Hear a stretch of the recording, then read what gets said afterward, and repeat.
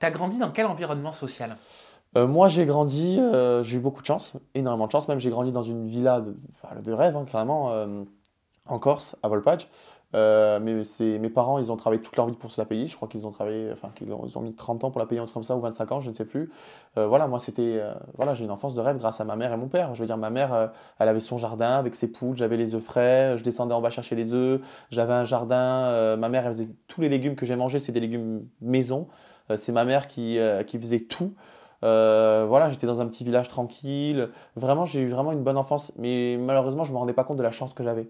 Je ne me rendais pas compte que voilà, j'avais une piscine, que j'avais une villa de fou. Et surtout que moi, je ne suis pas du tout issu d'une famille riche en fait. Moi, mes parents sont de Sam Facteur. Voilà, Facteur, on gagne 1 600 euros quand on a de l'ancienneté, 1 400 € quand on débute. Donc, je ne me rendais pas compte comme mes parents se démenaient pour moi en fait.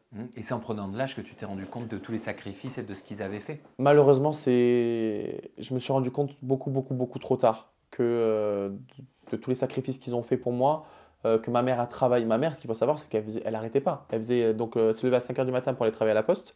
Après, elle vendait des gâteaux, des cacahuètes ou alors des foie gras. À chaque fois qu'il y a une mode pendant la coutume, parce que nous on a beaucoup de coutumes, elle vendait des trucs maison.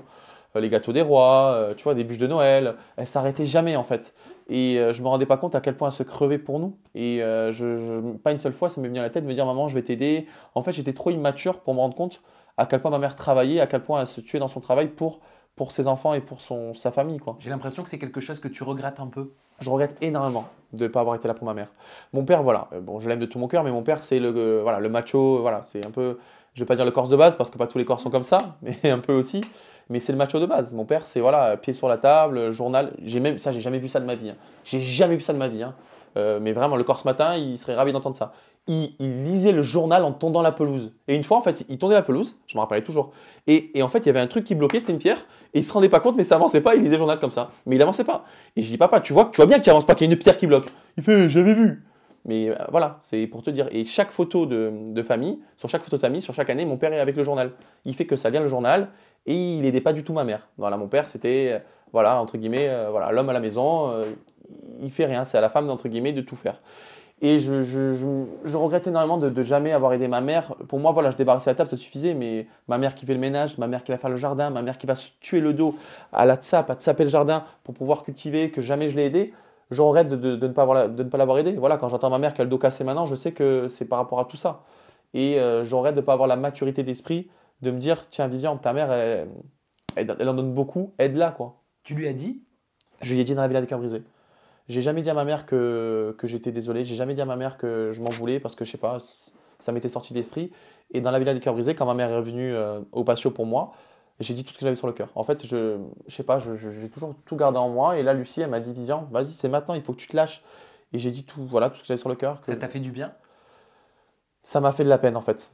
Ça m'a fait de la peine. Voilà, quand elle me disait ces mots, je me dois dans mon travail pour oublier mon chagrin. Voilà, ça m'a fait mal au cœur. C'est dur d'entendre sa mère dire ça. Ce qu'il faut savoir, c'est que voilà, en fait, mes parents se sont séparés parce que mon père a trompé ma mère avec sa meilleure amie. D'ailleurs, je l'ai dit dans la villa des cœurs brisés. Et en fait, ça a brisé ma mère. Mais vraiment, ça l'a brisé totalement.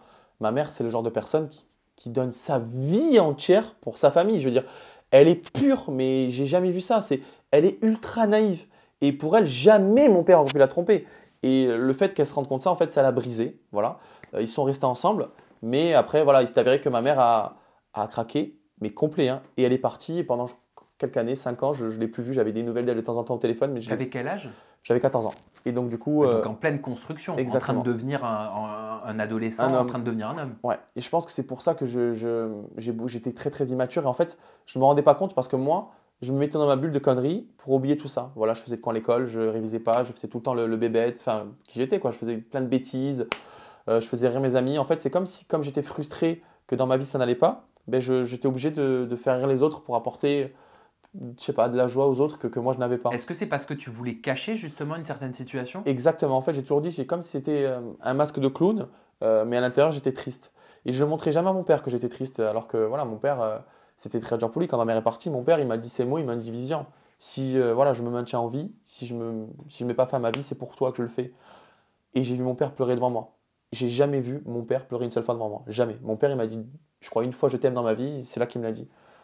J'étais bouleversé. Je ne l'ai pas montré, mais ça m'a arraché le cœur. Et voilà, je me suis dit que comment on peut avoir une villa de rêve, comment on peut avoir une vie de rêve et comment on a pu en venir là. Voilà.